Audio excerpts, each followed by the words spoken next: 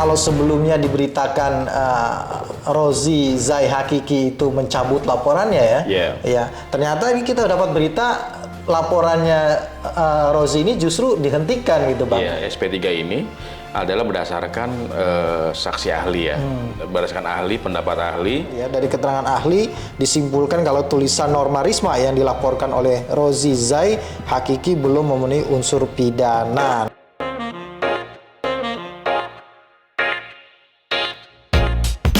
Assalamualaikum warahmatullahi wabarakatuh.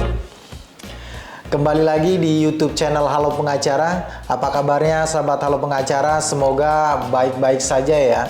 Dan pada kesempatan kali ini kembali Halo Pengacara akan memberikan informasi dan juga ulasan hukum terkait dengan isu-isu hukum yang viral di masyarakat yang menjadi perbincangan hangat baik di media sosial maupun di media massa. Bersama Bang Nasrullah Nasution, pada kesempatan ini kita akan memberikan informasi dan juga ulasan hukum terkait dengan berita laporan Rozi Zai Hakiki ya, mantan suami dari Norma Risma yang ternyata laporannya dihentikan gitu ya oleh Polda Banten ya karena tidak memenuhi unsur tindak pidana.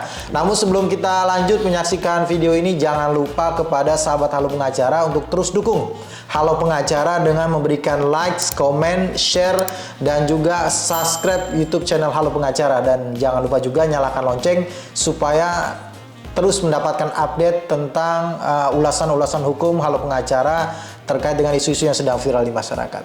Bang Nasrul, ini kita mendapatkan berita, membaca berita, kemudian cukup kaget juga nih. Ternyata kalau sebelumnya diberitakan Rozi Zai Hakiki itu mencabut laporannya ya, ternyata ini kita dapat berita laporannya Rozi ini justru dihentikan gitu Bang, di tingkat penyelidikan gitu ya, karena katanya tidak memenuhi unsur tindak pidana atau tidak ditemukan adanya suatu tindak pidana dalam laporan ini. Terkait dengan ini kan ya Bang, sebenarnya bahwa dia melaporkan postingannya si Norma Risma di TikTok ya, yang kemudian menjadi viral dan kemudian diundang ke beberapa tempat untuk menjadi narasumber gitu ya, menjadi pemberitaan. Nah ini apa yang informasi lengkapnya Bang terkait dengan penghentian laporannya Rozi ini Bang? Ini menarik nih Bang ya. Kalau kita bicara perkara ini ternyata belum ada ujungnya nih. Kalau kemarin kita sempat sampaikan Rozi mencabut, nah sekarang kita dibuat informasi, dikasih sebuah informasi, dapat informasi justru di SP3, walaupun juga kita paham lebih dulu pencabutan dibanding SP3-nya. Nah, yang cukup menarik adalah kalau kita bicara alasan SP3-nya Bang.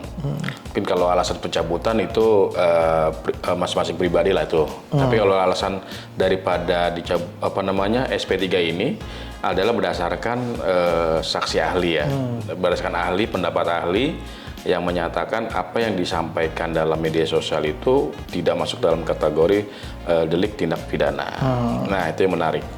Yang kedua adalah berbicara fakta. Jadi dia hanya ketika seseorang menyampaikan fakta, terus itu menjadi sebuah berita atau sebuah catatan atau sebuah tulisan, maka dianggap ya itu belum menjadi sebuah hal yang bisa ditindak pidana. Ditambah lagi si Normanya juga melakukan laporan kan gitu ya. Jadi ini mungkin satu hal yang mungkin perlu menjadi sebuah proses pembelajaran hukum buat kita semua lah, intinya seperti itu Bang. Iya kan, kalau menurut berita yang disampaikan oleh Humas dari Polda Banten ya, mengatakan bahwa dari hasil penyelidikan terdapat beberapa fakta yang didapat, kata dia. Dalam proses tersebut petugas telah meminta keterangan sebanyak 8 orang saksi dan telah dilakukan pemeriksaan terhadap ahli bahasa dan ahli ITE. Berarti ini sudah serius ya, sudah tahapan pemintaan keterangan, berarti kan sudah sampai sejauh itu gitu ya. Ya, kemudian dari hasil keterangan saksi ahli, atau maksudnya ahli kali ya, dari keterangan ahli disimpulkan kalau tulisan Norma Risma yang dilaporkan oleh Rozi Zai Hakiki belum memenuhi unsur pidana. Nah ini kan tulisan yang dimuatkan di akun akun TikToknya milik Norma Risma begitu ya. Emang ini juga Bang kalau tidak salah kan kita sudah pernah sampaikan ada surat keputusan bersama ya antara kepolisian kemudian Kejaksaan Agung gitu ya terkait dengan pasal-pasal tertentu di dalam Undang-Undang ITE ya, khususnya di dalam pasal 27 ayat 3 ya tentang dugaan penghinaan dan pencemaran nama baik. Memang ketika dia seseorang memberikan atau menyatakan atau menyampaikan fakta ya keadaannya sebenarnya itu bukan termasuk dalam pengertian dari penghinaan atau pencemaran nama baik begitu ya Bang ya. Betul Bang. Jadi kan kalau kita bisa lihat dari apa yang disampaikan oleh Humas dari Polda Banten, dikatakan ada 8 orang saksi. Jadi misalkan 8 orang saksi itu walaupun kita belum tahu siapa namanya ya saksinya, tapi bisa jadi ya saksi itu ya menceritakan tentang hal yang sesuai dengan fakta. Ya. Terlepas itu apa isinya gitu ya. Tapi tentunya itu menjadi dasar daripada pihak kepolisian untuk menghentikan proses ini. Bisa jadi apa yang disampaikan oleh Norma Risma dalam media sosialnya atau dalam podcastnya dengan siapapun itu memang adalah sebuah fakta. Ada sebuah fakta yang ketika dikonfirmasi ke para saksi mungkin ada sedikit banyaknya kesesuaian lah ya, atau ada hubungannya lah, sehingga pihak kepolisian menganggap itu sebuah kebenaran. Nah, persoalannya adalah ketika disampaikan ke ranah umum ya atau dalam hal ini media sosial, tentunya akan berlakulah Undang-Undang ITE kan gitu ya. Nah, perlu ada ahli yang memberikan penjelasan. Bisa nggak sih sebenarnya apabila sebuah fakta itu disampaikan dalam media sosial yang menyangkut nama seseorang gitu ya, padahal itu adalah diduga ada tindak pidana di dalamnya, namun belum ada proses pelaporan. Kan ini sebenarnya yang menarik kemarin tuh kan. Yang kita cuma khawatirkan waktu itu adalah kalau memang terjadi tindak pidana A, tapi belum ada proses yang dilakukan, sudah di statement atau disampaikan secara gamblang di publik, gitu kira-kira ya, maka itu bisa tindak pidana, kan gitu. Nah, yang menarik adalah mungkin ya, ini sederhananya saja, pelaporan itu juga berbanding lurus juga dengan laporannya yang dilakukan oleh Norma Risma.